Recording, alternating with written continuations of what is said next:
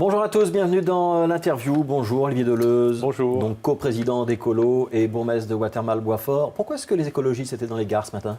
Parce qu'il y a des gros problèmes à la SNCB. Il va y avoir des gros problèmes à la SNCB puisque le gouvernement Michel a annoncé d'énormes diminutions de budget, donc jusqu'à 2 milliards sur toute la législature. Ajouté aux efforts décidés par le gouvernement d'Irupo, ça va être 3 milliards sur toute la législature et donc ça va vraiment être pénible pour les 750 000 nafteurs. Est-ce que vous, mauvais jeu de mots, prenez pas le train en marche derrière les syndicats?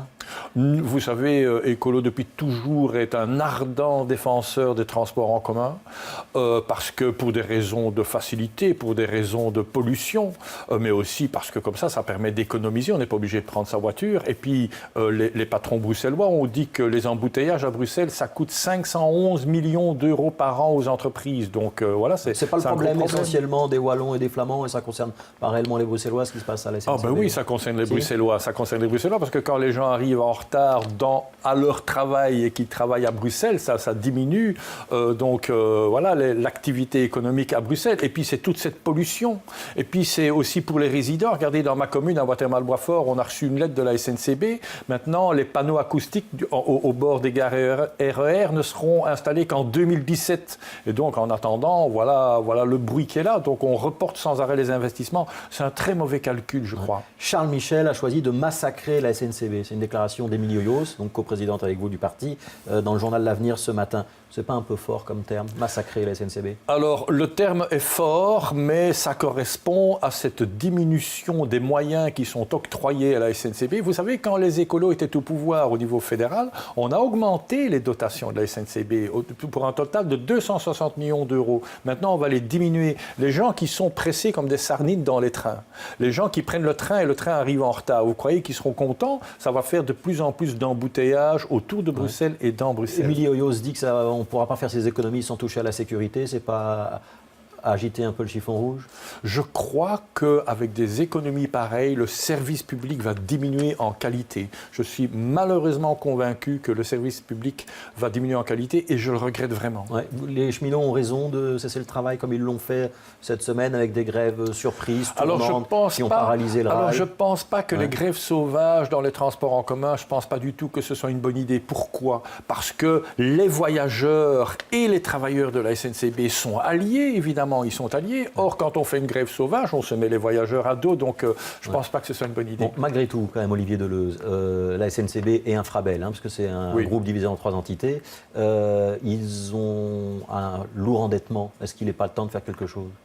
Il est temps de faire quelque chose, bien entendu. Il est temps d'augmenter les moyens pour les trains. Et donc, c'est le pouvoir public qui doit subsidier. Vous savez, les pays modernes, ce sont des pays qui développent leur transport en commun ferroviaire. Regardez... Mais la Belgique est elle-même déjà endettée ou en difficulté financière. Regardez comme c'est un plaisir maintenant pour les gens qui doivent se rendre à Paris d'avoir un train qui, en 1h15, va à Paris. Du coup, on prend moins l'avion et c'est vraiment bien. Les pays modernes doivent développer leur transport ferroviaire. C'est bien d'un point de vue de l'emploi et c'est bien pour les gens aussi. 750 000 nafteurs par jour. Alors, autre économie révélée ce matin dans le journal Le Soir, celle qui touche le domaine de la culture, plus précisément les institutions culturelles nationales. Il y en a quelques-unes à Bruxelles, c'est la Monnaie, Beaux-Arts, les musées royaux. C'est logique de couper dans la culture parce que ça fait moins mal qu'ailleurs?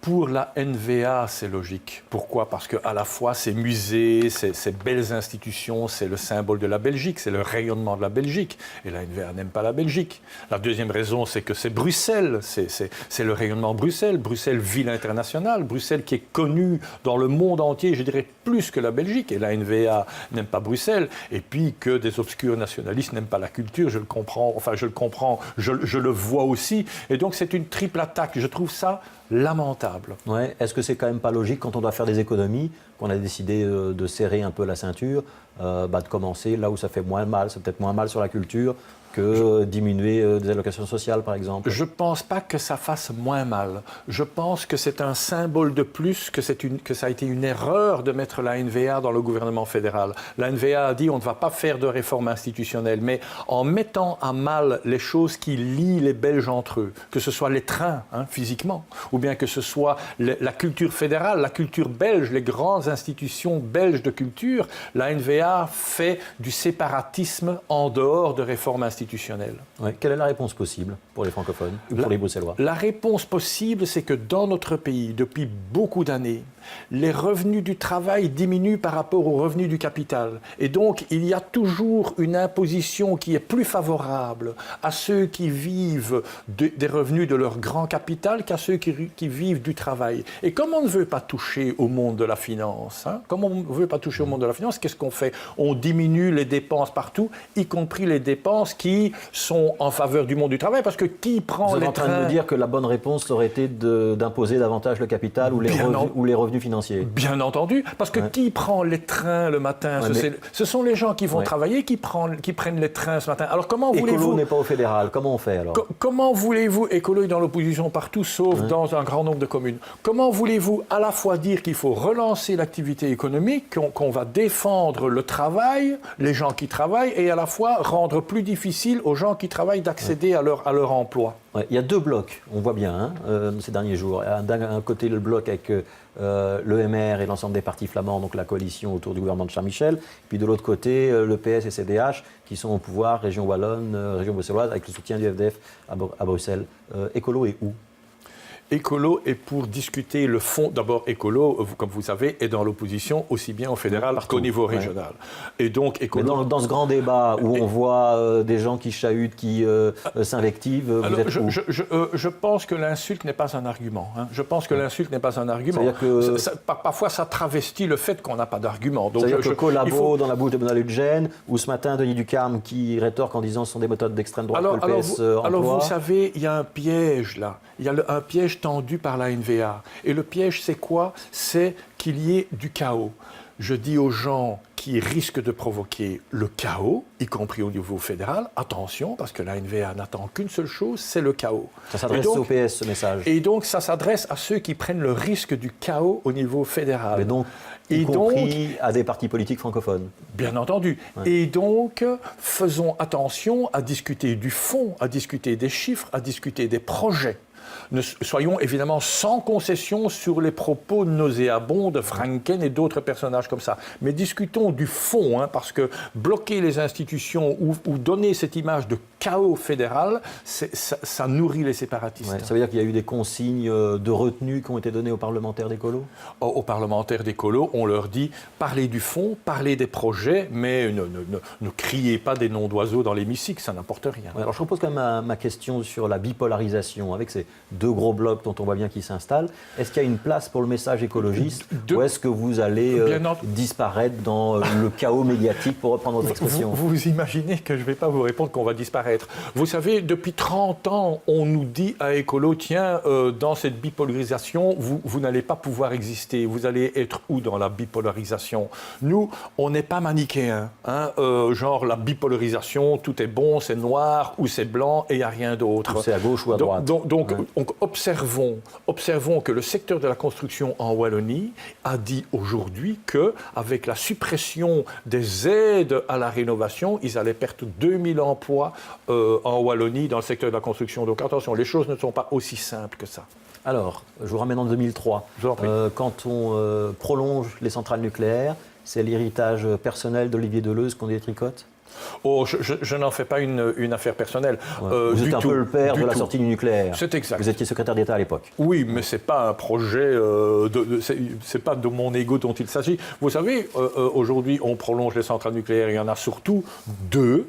Et la troisième, d'où le cadre vert démarré, mais il y a surtout deux grosses centrales qui sont arrêtées indépendamment de toute loi. Parce qu'il y avait des fissures. Parce qu'il y a des fissures. Je veux dire, ces centrales ne sont pas fiables. Elles sont arrêtées parce qu'il y a des fissures. Ça n'a rien à voir avec la loi dont je suis l'auteur. Oui, mais donc quand on les prolonge, C'est quand même C'est votre loi qu'on détricote. Oui, d'une certaine manière, c'est ma loi qu'on détricote, mais c'est surtout se priver d'une politique énergétique un peu plus intelligente à l'allemande. Ouais, est-ce que ça ne veut pas dire qu'on a arrêté les centrales nucléaires sans réellement penser à ce qu'elle allait les remplacer? Ça veut dire qu'aujourd'hui, il y a l'Allemagne qui est le premier exportateur en Europe, le deuxième au monde après la Chine, et qui a choisi de sortir de ce type d'énergie, parce qu'elle a bien vu que c'était une énergie qui n'était pas fiable. La preuve, en Belgique, on parle de blackout. Pourquoi est-ce qu'on parle de blackout ou de délestage en Belgique? Parce qu'il y a des centrales qui sont arrêtées parce qu'elles sont en panne. Parce qu'on n'a pas pensé à les remplacer. Ah ben non, parce qu'elles sont en panne.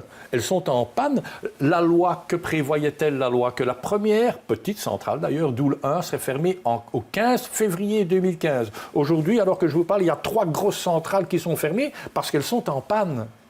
Alors, j'ai des questions Twitter pour vous. Je vais vous poser la première qui est la plus désagréable. Allez. Daniel Pain, qui visiblement n'est pas un ami à vous, vous demande quand est-ce que vous allez prendre votre pension et il espère que ce sera le plus vite possible. Ah ben écoutez, donc ça je n'en sais rien quand je vais prendre ma pension. Je suis bourgmestre de Watermal-Boisfort. Vous avez quel âge? J'ai 59 ans. Oui, donc 67 ans, c'est pas tout de suite encore pour vous. Exactement. Je suis bourgmestre de Watermal-Boisfort jusqu'en 2018 et j'adore. Oui, et vous vous représenterez en 2018? Oh, ça, on va voir. 2018, c'est loin. C'est loin. Qu'est-ce que vous allez faire, vous, en 2018? Moi, je sais déjà que vous n'allez pas vous représenter à la coprésidence d'écolo. Non, ça, c'est vrai. Et donc, ça veut dire que Watermal-Boisfort, c'est votre premier objectif aujourd'hui? Watermal-Boisfort, c'est déjà les 3/4 de mon temps. À partir du mois de mars, c'est 100% de mon temps. Ouais, et donc, vous pourriez vous représenter en 2018? Oui, je verrai bien. Vous savez ce que vous allez faire, vous, en 2018? Alors, j'ai une autre question Twitter. Laurent Decouper. C'est une question pour le bourgmestre. La commune de Watermal-Boisfort veut étendre ses zones bleues.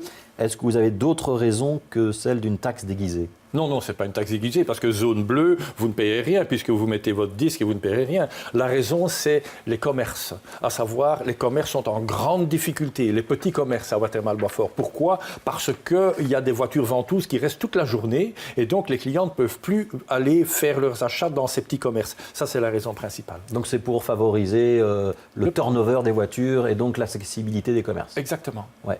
Vous êtes président de zone de police? Oui, je suis président de la zone Oderghem, Uccle, Watermal-Boisfort pendant 1 an. Ouais, donc c'est des présidences tournantes. Hein. Oui.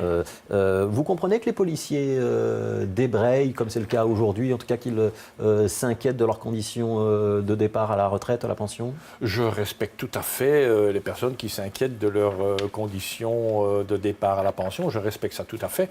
Voilà, ceci dit, c'est pas facile parce que vous savez que également les communes sont en grande difficulté financière, donc il va falloir arbitrer. Ouais, quand on a une zone de police donc, qui est financée par les communes, ça absorbe une part importante du budget? Ça absorbe une part très importante du budget. Est-ce que vous faites partie de ceux qui disent les zones de police à Bruxelles sont sous-financées?